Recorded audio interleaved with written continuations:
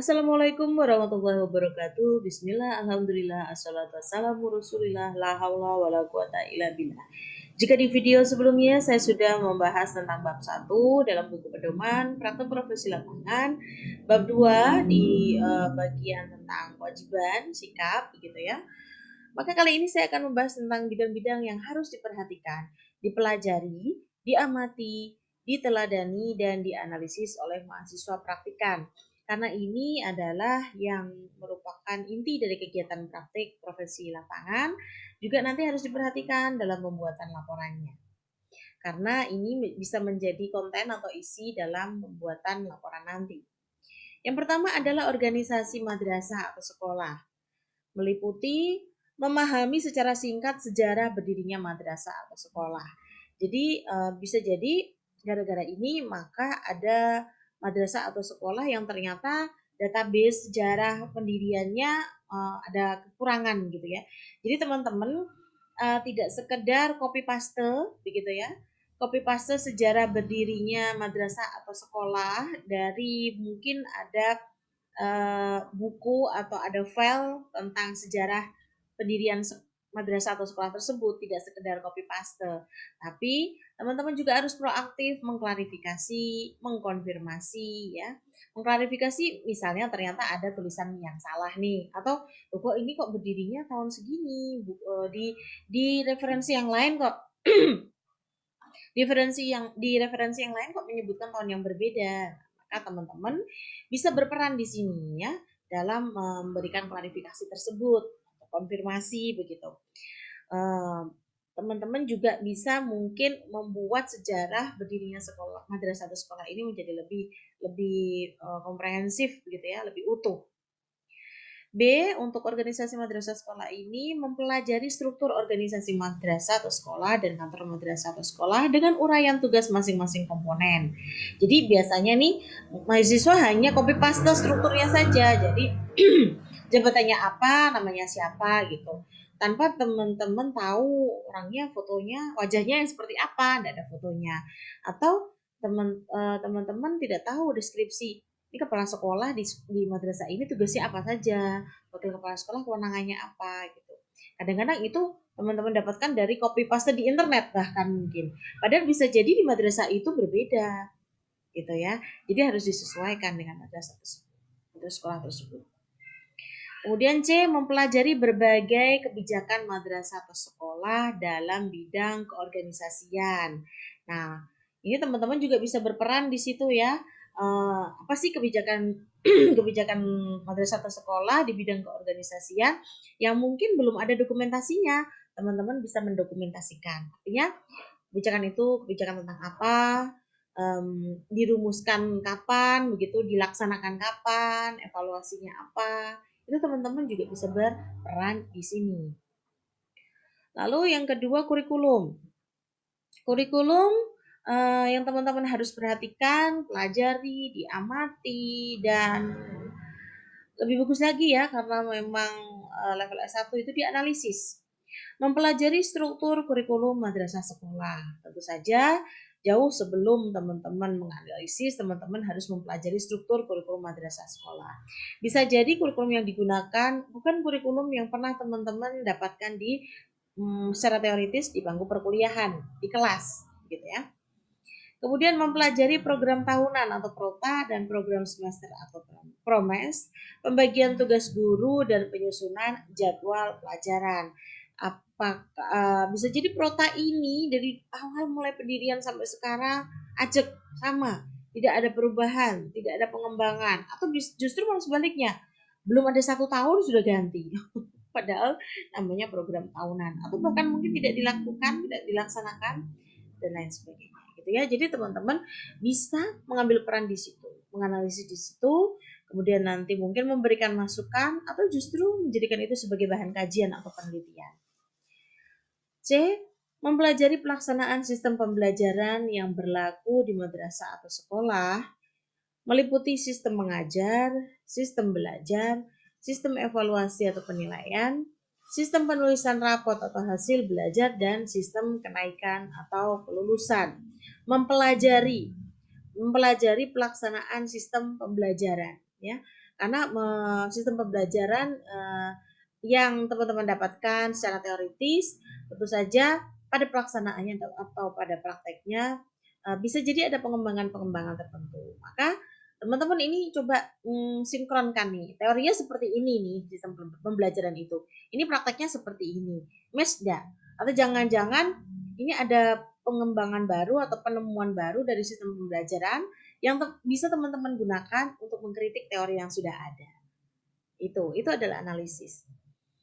Kemudian mempelajari pelaksanaan penyusunan rencana pelaksanaan pembelajaran, ya, rencana pelaksanaan pembelajaran atau RPP dan persiapan hariannya.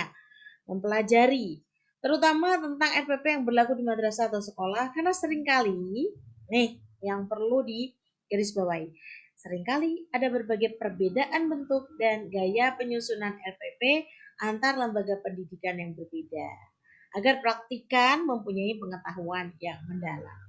Kenapa sih? Kok bisa ini ada ini?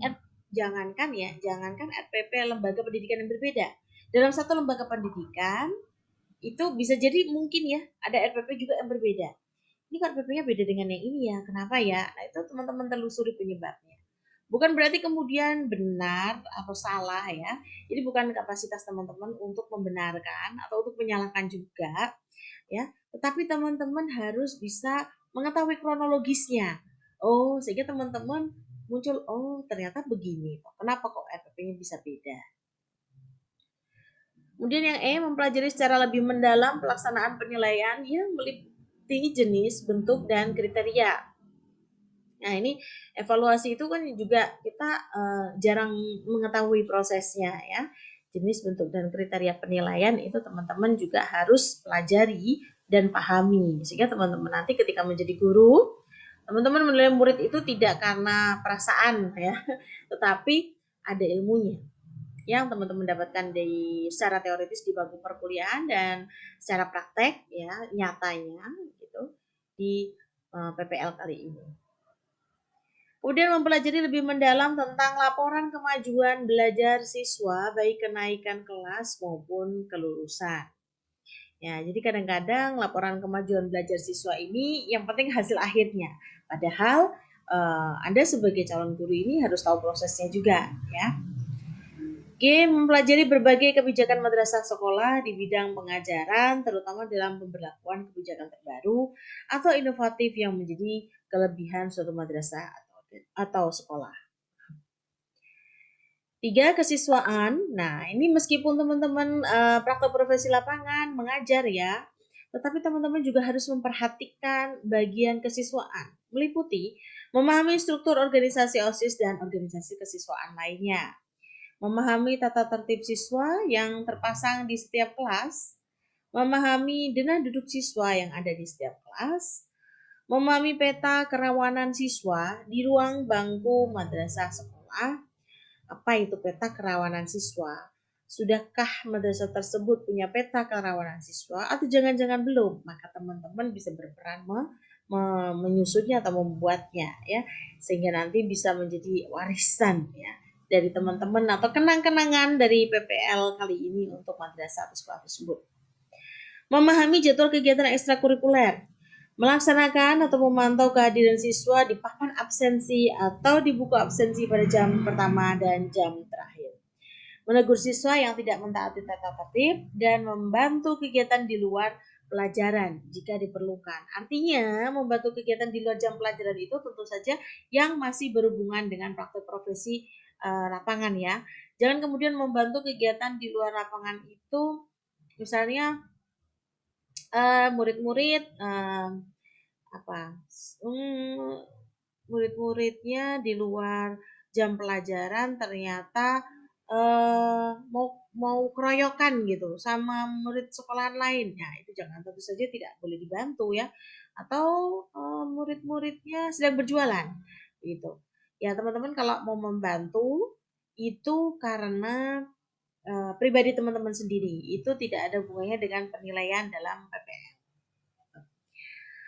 Kemudian bagian kepegawaian, memahami struktur organisasi madrasah atau sekolah baik yang tertulis di buku maupun papan khusus. Ini jangan-jangan nih papannya juga belum diperbarui, masih strukturnya, orang-orangnya, nama-nama jabatannya masih itu papan 10 tahun yang lalu. Nah, teman-teman juga berperan dalam menganalisis hal ini atau syukur lagi membuatkannya sehingga menjadi papan struktur organisasi madrasah yang lebih baru, begitu lebih baik, gitu ya, lebih jelas, lebih update. Kemudian mempelajari job description guru dan staf administrasi. Jadi meskipun teman-teman ini adalah calon guru, tetapi teman-teman juga nantinya kan akan menjadi calon kepala sekolah. Sehingga tetap teman-teman harus tahu nih job desk guru dan staf administrasi. Mempelajari tata tertib guru dan staf administrasi, mempelajari kehadiran guru dan staf administrasi, mempelajari tentang status kepangkatan dan kesejahteraan guru dengan menjaga kesopanan dan kewajaran. Bisa jadi dalam sekolah tersebut ada guru yang guru PNS dengan status dan kepangkatan tertentu yang mungkin berbeda dengan guru non PNS misalnya. Itu juga harus dipelajari. Yang kelima, bagian yang harus diperhatikan adalah bagian keuangan. Meliputi mempelajari cara mendapatkan sumber keuangan madrasah atau sekolah. Bisa jadi ya itu karena donasi satu orang sehingga murid-muridnya tidak perlu bayar. Mempelajari mekanisme pencarian pengelolaan dana baik dana rutin maupun pengembangan. Bisa jadi itu sekolah itu adalah sekolah satker atau satuan kerja sehingga tidak boleh melakukan pencarian dana atau pengelolaan dana sendiri karena harus dari pemerintah. Itu semuanya bisa jadi, makanya itu harus diperhatikan. Mempelajari pengelolaan dana madrasah atau sekolah yang berasal dari SPP, berapa persentasenya, berapa persentase SPP itu untuk pengelolaan sekolah dan adakah laporannya. Mempelajari pengelolaan dana madrasah sekolah yang berasal dari sumber lain, misalnya dari wali murid tuh. Pengelolaannya seperti apa, transparansinya, laporannya. Mempelajari berbagai kebijakan madrasah sekolah dalam bidang pengelolaan keuangan untuk kepentingan pendalaman pengetahuan. Sarana dan prasarana, ini ada banyak ya. Sampai 7 saja nih. Sarana dan prasarana meliputi mengenal dana gedung. Nah, kemarin saya tanya pada teman-teman yang observasi, sudah jalan-jalan ke semua sudut sekolahan belum? Ya, ke semua sudut RA-nya. Mengenal dana gedung dan fasilitas madrasah sekolah, mempelajari perencanaan dan pelaksanaan inventarisasi madrasah sekolah, kemudian mempelajari pengaturan pendayagunaan sarana dan prasarana meliputi laboratorium, perpustakaan, media pembelajaran, alat peraga dan semacamnya. Dia mempelajari pengetahuan pemeliharaan. Jadi teman-teman juga perlu tahu pengaturan pemeliharaan, baik itu pengamanan, pengembangan, penghapusan. Jadi teman-teman pelajari saja ya hal tersebut, tidak kemudian teman-teman praktekkan semua begitu. Jadi teman-teman mungkin akan mempraktekkan pada sarpras yang teman-teman langsung gunakan. Misalnya teman-teman menggunakan kapur, ya kan? Bagaimana sih pemeliharaan kapur ini? Apakah kalau sudah selesai langsung dibuang begitu ya, ataukah ada yang dikumpulkan atau bagaimana? Berbagai kebijakan madrasah sekolah. Kemudian mempelajari berbagai kebijakan madrasah sekolah di bidang pengaturan sarana prasarana madrasah sekolah. Jadi sarana dan prasarana ini itu teman-teman juga harus mempelajari aturannya atau berbagai kebijakan tentangnya. Yang ketujuh, hubungan masyarakat ya, bidang hubungan masyarakat juga perlu diperhatikan oleh teman-teman. Mempelajari hubungan kerjasama madrasah atau sekolah dan komite madrasah atau sekolah. Jadi humas ini nanti di tengah periode PPL ya, mungkin akan ada kita penandatanganan MOU antara Yain Kudus dengan RA tersebut atau dengan madrasah sekolah tersebut. Dan teman-teman juga harus mempelajari ini ya, mengetahui MOU itu tentang apa, kemudian redaksinya seperti apa, itu teman-teman juga harus ketahui, dan bagaimana tindak lanjutnya di RA tersebut maupun di IAIN Kudus gitu ya. Ya teman-teman harus mempelajari hubungan kerjasama madrasah dan komite madrasah. Jadi dalam hal ini, ya, jadi kalau tadi dengan IAIN Kudus ya, kalau ini ada dengan komite. Jadi di setiap sekolah atau madrasah itu pasti kan ada komite ya yang terdiri dari mungkin tokoh masyarakat, wali murid gitu. Bagaimana hubungannya? Apakah komite itu hanya sebagai formalitas saja, ataukah komite itu selalu hadir dalam setiap kegiatan madrasah atau sekolah, atau mungkin komite tersebut tidak ada tetapi mensupport dengan cara yang lain? Bagaimana hubungannya? Ini juga merupakan bidang yang harus diperhatikan dalam PPL. Lalu mempelajari usaha dan cara pendayagunaan sumber daya lingkungan. Mempelajari pengaturan penyelenggaraan peringatan hari-hari besar nasional keislaman dan upacara madrasah sekolah. Jadi kayak misalnya di sekolah tersebut ada peringatan Idul Adha, bagaimana sih pengaturan penyelenggaraannya? Kemudian yang D, mempelajari berbagai kebijakan madrasah sekolah di bidang hubungan masyarakat untuk kepentingan pendalaman pengetahuan. Itu saja penjelasan saya tentang bidang-bidang yang harus diperhatikan ya dalam PPL ini. Semoga bermanfaat. Wallahul muwaffiq ila aqwamit thoriq. Billahi taufiq wal hidayah. Alhamdulillah. Wassalamualaikum warahmatullahi wabarakatuh.